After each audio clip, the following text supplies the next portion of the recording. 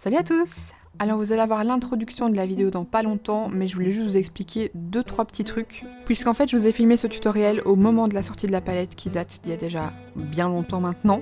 J'ai même l'impression presque un an, peut-être que j'exagère, je sais pas trop, mais j'avais toujours mes cheveux bruns, donc ça doit vraiment dater. Mais en fait j'avais de base prévu de vous sortir 4 looks avec cette palette, et puis finalement j'en ai filmé un, et je n'ai jamais fait le reste. Ce qui fait que ce tutoriel traînait sur mon ordinateur, je vous l'ai jamais posté, et je vous ai proposé dans une vidéo de comment vous le poster, même si c'était pas trop d'actualité. Et vous aviez l'air tous plutôt pour, donc du coup, voici le fameux tutoriel avec la palette Game of Thrones de chez Urban Decay. J'espère qu'il va vous plaire, c'est parti!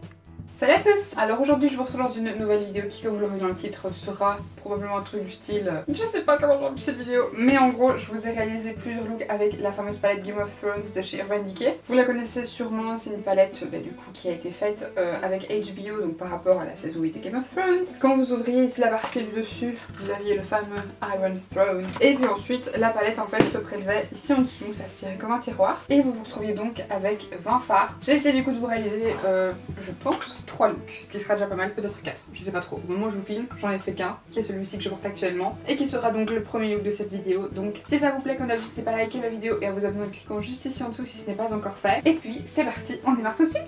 Pour commencer, je suis venue prendre la teinte House Lannister, avec un pinceau du kit EOS Studio qui est le 127, qui est du coup un pinceau bien fluffy. Et je suis venue appliquer cette teinte partout dans mon creux de façon bien large, vraiment pour permettre d'estomper les teintes suivantes. Je suis ensuite venue prendre la teinte Weirwood Leaves, avec un autre pinceau du kit EOS Studio, qui est cette fois-ci le E128, qui est un pinceau boule un petit peu plus dense et un peu plus serré. Et je suis venue appliquer cette teinte au niveau du coin externe et du creux. Je vais pas vous mentir, c'était pas hyper facile à travailler. J'ai beau avoir filmé ce tuto il y a perpète, je peux vous dire que je me souviens avoir galéré.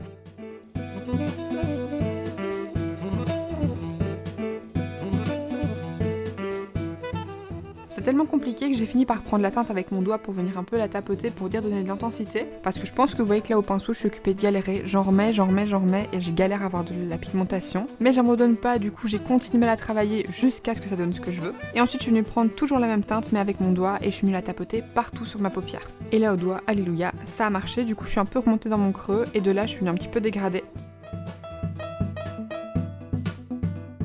Et je suis venue prendre la teinte Winterfell toujours au doigt avec mon annulaire que je suis venue du coup tapoter au niveau du centre pour faire un Eloise assez simple. Franchement cette teinte là elle est superbe, c'est vraiment comme des paillettes, c'est trop beau.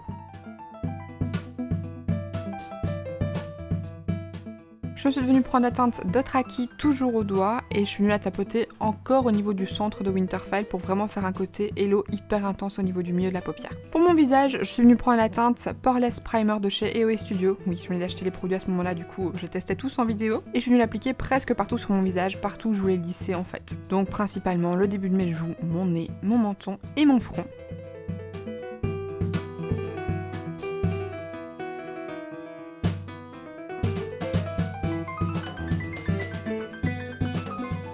Et à ce moment-là, je faisais encore tout mon teint à l'anti-cerne.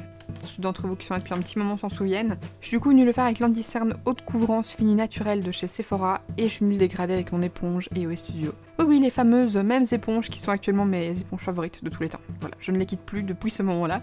Je suis venue du coup mettre dans l'anti-cerne un peu partout et j'ai dégradé. C'était un peu comme mettre du fond de teint, sauf que je mettais pas de fond de teint en tant que tel.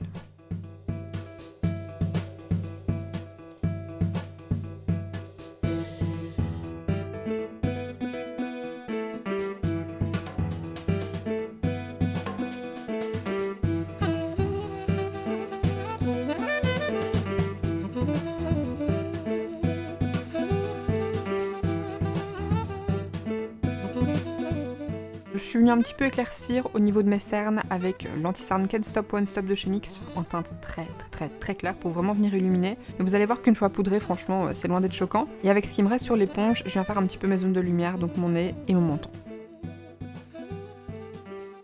Je suis venue poudrer avec toujours une poudre du site EOS Studio, c'est une que j'apprécie beaucoup, c'est la Perfect Setting Powder, que moi j'ai en matte translucent. Et je vais appliquer ça avec mon petit pinceau faux bleu de chez Real Techniques. Et puis avec un pinceau qui était un faux pinceau Zoeva, un gros pinceau poudre quoi, qui me paraît quand même beaucoup plus petit que mon pinceau actuel qui est le Primark qui est absolument énorme. Au niveau de mon ras de cils, je suis venue prendre 2 fards en stick de la marque The Balm, donc ce sont les Batter Up et j'ai pris la teinte Pin Shatter pour le coin interne et coin externe. et la teinte Shut Out pour du coup le centre. Je suis venue les appliquer en muqueuse et au niveau du ras de cils et je suis ensuite venue dégrader ça avec mon pinceau carré de chez Morphe. Et par-dessus, je suis venue réappliquer les mêmes teintes qu'au niveau de ma paupière supérieure. Donc la teinte Werewood Leaves, l'espèce de violet prune au niveau du coin externe et coin interne, et un mélange de teintes Dothraki et Winterfell au niveau du centre du ras de cils. Je suis ensuite venue prendre mon petit pinceau estompeur de chez MSQ pour vraiment venir dégrader les teintes.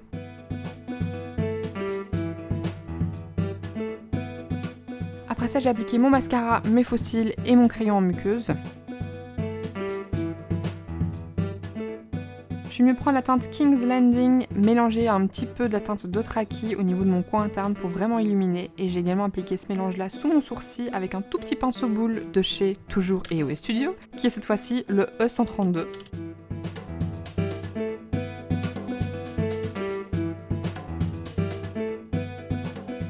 Pour mon highlight, j'étais restée dans la collection Game of Thrones et j'avais pris la teinte Viserion, que je suis venue appliquer sur tous les endroits où j'appliquais habituellement mon highlighter, donc le haut de mes joues, le centre de mon nez, mon arc du cupidon, un petit peu mon menton.